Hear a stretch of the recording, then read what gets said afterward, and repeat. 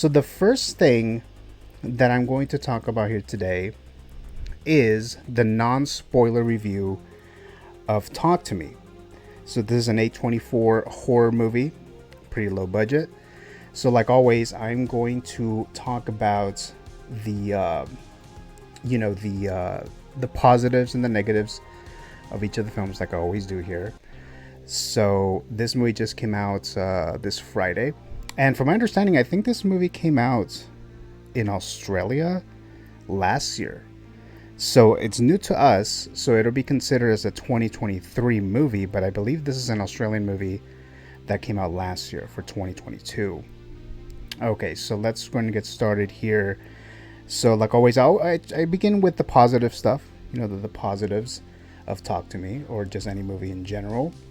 So let's start with this. So I always have, little notes in case I forget, certain things. I don't want to miss things.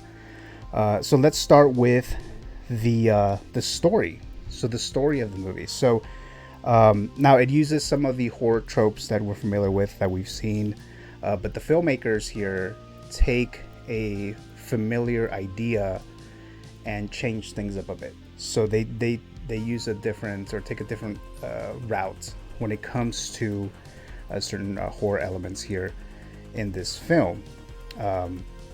It's a unique take, and had the film not had this a different take, I think it will come out to be like a very typical horror movie. So in itself, on that information, that little take that they're doing here, that difference makes a big difference when it comes to this type of movie, this type of horror movie. So right off the bat, I will say there's a lot more positives than there are negatives. In addition to, there's also a lot of mystery regarding the storyline, what's going on in this movie here. So I'm sure you've seen the trailers of this film, and there's a lot of weird stuff going on here.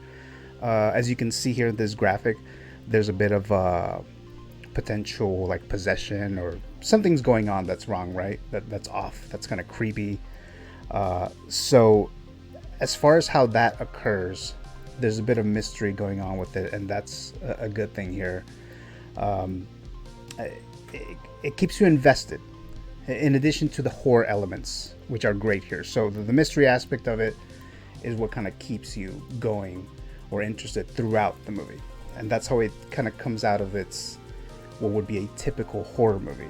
The performances in this movie, I think when it comes to these type of horror movies, when there's some kind of weird thing going on, when the people, the characters that are presented are acting so weird and creepy, a lot of the acting has to be top notch, right? On par for that to work out, or else it's just going to come off funny. It's going to come off, comedic, and that's not something that you want when it comes to a horror movie. So the performances have to be super strong, and this is it here. I have this character here. I believe the actor's name is Joe Bird, if I'm not mistaken. He plays the character Riley. So he's here specifically. Now the lead is also good. I'm not saying that the lead played by I don't have her name written down, but she plays the main character, Mia. So she was good too, as you can see in the last graphic. She does some of that kind of stuff going on in the movie throughout, so she definitely carries the movie. But this particular performance here from this young kid, I don't even know how old he is, but he's young, definitely steals the show. Very great performance. There's a lot of things that he has to do here in this movie that makes you believe what is happening around him, and it's part of the creepiest and the scariest parts of this movie, I think, are whenever he's on screen. I mean, I won't give you guys any details as to what's going on, because this is a non-spoiler review of Talk to Me, but he is definitely the highlight, at least in my opinion here. So I don't think he'll get like an Oscar nomination or anything like that, but if he were to get one, I definitely would not be opposed to that. Okay, so let's actually get to the negatives, which actually I don't think there's too many of them, but there is definitely some here. And this is something that happens in a lot of horror movies. This is not something unique for this particular movie. It suffers from it, but it's so minimal that it's not really going to affect that much, at least in my opinion. So the negatives for this is, I would say that some of the actions made by the characters are things that they shouldn't be doing, especially considering some of the things that happen. There's these characters that do certain things, make certain decisions, do certain actions that a normal person wouldn't do, especially after seeing some things that are happening, around their surroundings. Again, without me getting into details and spoilers and so forth, but they do make these decisions. Like, I would not do that. I would get away from this room or this area immediately. But they do it, and they do it more than once, and multiple characters continue to do it even after we've seen all this weird shit that's going on. Now, these decisions are not as bad as other horror movies that we've seen, right? So you've seen some other horror movies where the character does something so stupid, or let's say the killer is on the ground and the character decides to run away instead of make sure that the killer is actually going to remain on the ground. They usually like run away, and that happens a lot in like other movies, like in Scream or even in Terrifier. Those are the things that happen. This is not what I'm referring to here, but it's kind of similar to it.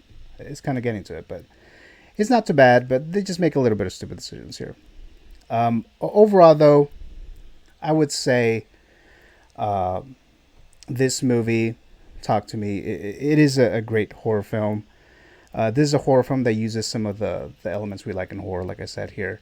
We have enough mystery and strong performances mixed with a nice short running time, adding to an appealing pacing of the film. So the pacing of this movie is also good too, because it's not really, really long. I think it's like an hour and a half or so.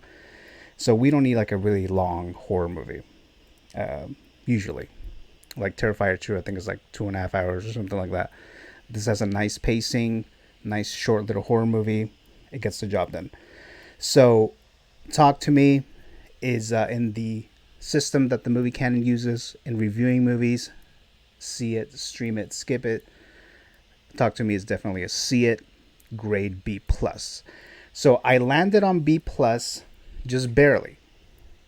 If I were to rewatch it again, I might change it to maybe an A minus, but as of right now, it is a B plus.